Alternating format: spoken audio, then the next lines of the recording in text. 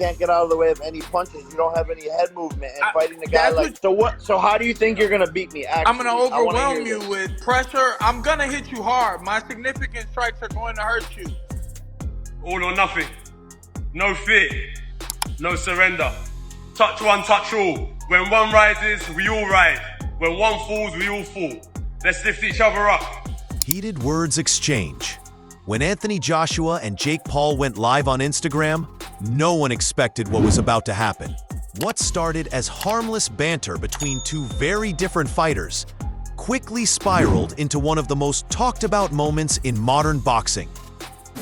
I'm gonna break his face, I'm gonna break his body up, I'm gonna stomp all over him. That's my mentality, right? That's a fighter's mentality, and I know what's in my heart, I know what's in my mind, and I'm here to compete. I'm here to prove myself that I'm the better fighter, so I'm looking forward to it, and I'll do that until I finish fighting, no matter who it is. The heavyweight champion, calm and composed, facing off against the YouTube disruptor who's built a career on chaos. Within minutes, the internet was on fire. Clips flooded Twitter, headlines exploded, and fans couldn't stop asking the same question. Was this real beef? Or just the best promo stunt in boxing history? Got ability, and you have marketability in boxing. Now, unfortunately, how it goes is you could have the two best fighters with the best ability, but they don't have marketability. So they won't be able to showcase their talent to the world because broadcasters won't be interested and fans aren't that interested. Joshua's voice cut through the noise, reminding everyone why this fight matters. You've got ability, and you have marketability in boxing, he said, framing what would become the defining line of this feud. So what we need to do is bring the marketability aspect into the ability realm. So that's what I've always tried to focus on, is bringing eyes onto the sport. And young boxers, I always say, don't wait until you become a champion before you announce to the world who you are. It's too late then. It wasn't just about fists anymore. It was about what boxing has become, a mix of talent, personality, and business. But Jake Paul never one to back down, fired right back with the kind of unshakable confidence that's made him one of the most polarizing figures in combat sports. And that's when the line between hype and hostility completely disappeared. Because this wasn't just talk. This was the birth of a fight no one believed would actually happen. But yeah, he's locked in, I'm locked in. I don't think there's fear in his eyes or in my eyes. Yeah. On one side, you have Anthony Joshua, the two-time heavyweight champion, a man built on discipline, legacy, and power.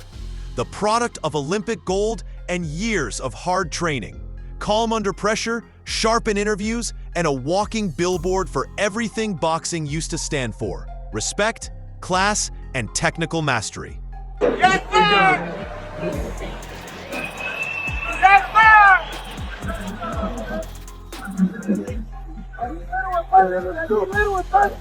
On the other, Jake Paul, the brash entertainer who started as a YouTuber, turned himself into a legitimate pay-per-view draw and somehow forced the boxing world to take notice.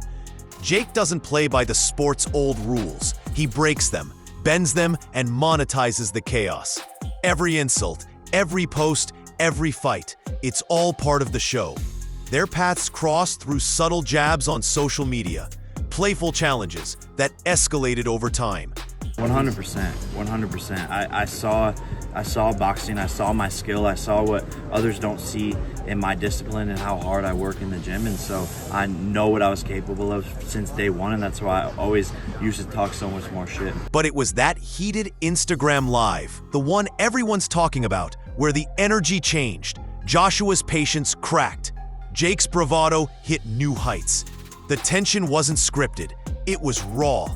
And after that viral face-off, something no one expected happened. Anthony Joshua said yes.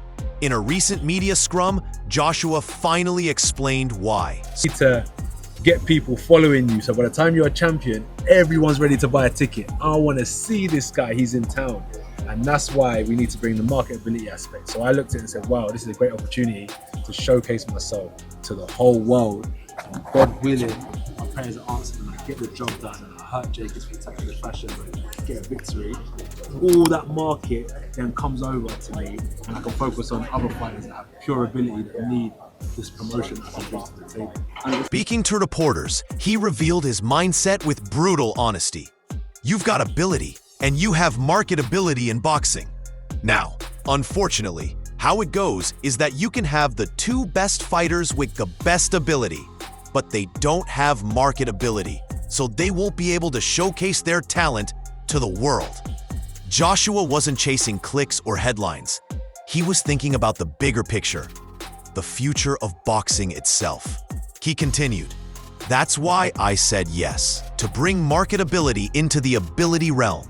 That's why I focus on bringing eyes into the sport." Joshua spoke like a businessman and a champion at the same time, fully aware of what Jake represents. God willing, I get the job done and I hurt Jake in spectacular fashion. I get the victory, and all that market comes over to me. It wasn't arrogance, it was strategy. The kind of calculated move only a fighter who's been to the top and seen how fast it can fall could understand. I think he is a smart operator. I think he's managed to put a good team around him to help him achieve his wildest dreams. But in short, I think he's a smart young man. But while Joshua was treating it like a professional opportunity, Jake Paul was already in full showman mode. Jake, being Jake, couldn't resist firing back. With cameras rolling, he made sure the world heard every word. "When I beat Anthony Joshua, every doubt disappears. This isn't an AI simulation. This is Judgment Day." He delivered the line like a movie villain, confident, dramatic, and fully aware of the viral gold he was creating. He even brought up their first meeting in Dubai, where he claimed to have beaten Joshua at laser tag. "He didn't see me coming," Jake laughed. "I was popping around corners, shooting him non-stop. That's because I'm tricky, I'm sneaky, and I'm fast. It's gonna be a long night for him." I just think with speed and footwork and being in a rhythm, I don't think he can handle that. And he doesn't like that because he is a little bit stiff. He does rely on his power. Obviously, you get hit by one of his shots, you're cooked, but I believe I'll be able to float like a butterfly instead. It was classic Jake, turning something as harmless as a game into psychological warfare. And while Joshua stayed stoic in public, even fans noticed. Jake was getting under his skin. Behind the scenes, even Jake's family couldn't hide their disbelief. I'm fighting Anthony Joshua. No, look at my, oh no.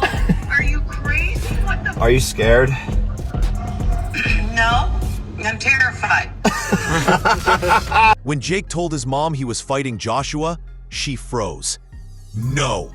Oh no, are you crazy?" she said, her voice caught between pride and fear. His dad was even more blunt. "The heavyweight? No way, dude. Are you for real?" Then came his brother Logan, bursting into Jake's training room, shouting, "Oh, is this out of his mind?" It was pure Paul family chaos, love mixed with shock. And while the world was laughing, one thing became clear. Jake wasn't joking. He was really stepping into the ring with one of the most dangerous punchers alive. But outside Jake's camp, the reaction was far from supportive. The boxing world had plenty to say, and not all of it was kind. Social media exploded. Fighters, promoters, and fans couldn't believe what they were seeing. Who do you want to fight next? I want to beat the fuck Jake Paul and Anthony Joshua. Either one. Oh shit. I'm putting all my money on you. I'll fight both of them for the same night. Mount. Oh. Nate Diaz jumped on X, revealing a wild wager, a $20,000 bet on Jake Paul to win. With Paul listed as a massive underdog, Diaz stood to win $142,000 if Jake pulled it off.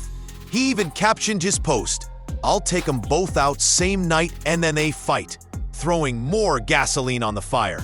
I don't know about chewing up. I think Jake Paul knocked him out. Seriously? Yeah. Why so? What impresses you about Jake Paul? I just think Jake Paul would knock AJ out. I think AJ's a spent force, and I think Jake Paul's on the rise. And I like his new heavyweight look. Bit chubby, bit bulky. Then Tyson Fury chimed in, giving his brutally honest take. "If you were Joshua, would you take it? Of course, that's $80 million. People say it's bad for boxing. Stupidness. You'd take that fight too." But Fury didn't mince words about the matchup itself. I don't give Paul any chance. Joshua's got the power to put your lights straight out. The entire boxing world seemed split. Traditionalists called it a circus fight. Promoters called it a billion-dollar event. And in the middle of it all stood Joshua, unbothered, focused, and still talking about the future of the sport. It's not about Jake, he said. It's about the marketability boxing needs to survive. This fight has become more than just a celebrity crossover. It's a battle of ideas. Final predictions for the fight? AJ will start the fight. The referee will say, come to the center of the ring. AJ will walk back. He will go over and knock out Jake Paul in about 45 seconds. Anthony Joshua represents legacy, the old guard of boxing, built on discipline, honor, and skill.